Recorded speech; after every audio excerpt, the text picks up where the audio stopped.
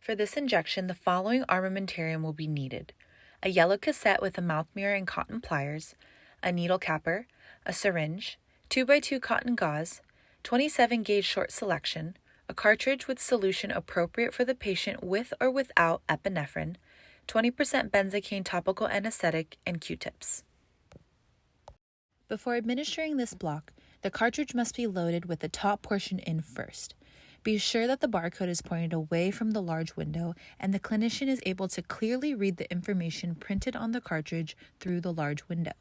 Provide one strong twist of the syringe so that the harpoon is engaged, and never pop the harpoon with the palm of your hand.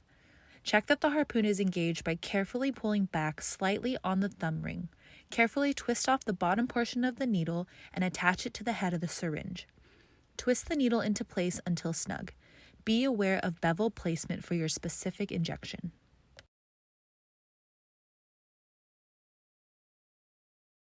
For the GP, the nerve anesthetized is the greater palatine nerve. The areas anesthetized is the lingual gingival tissue of the maxillary premolars and molars and the posterior hard palate. The landmarks for the GP are the maxillary second or third molar, the greater palatine foramen, and the junction between the maxillary alveolar process and the posterior hard palate. At this point, apply the 20% benzocaine topical anesthetic to your insertion point.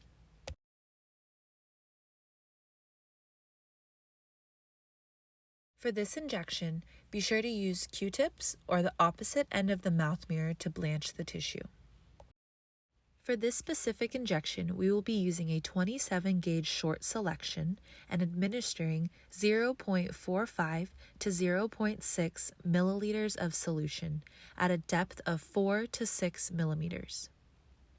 The point of insertion will be at the palatal tissue 1 to 2 millimeters slightly anterior to the greater palatine foramen.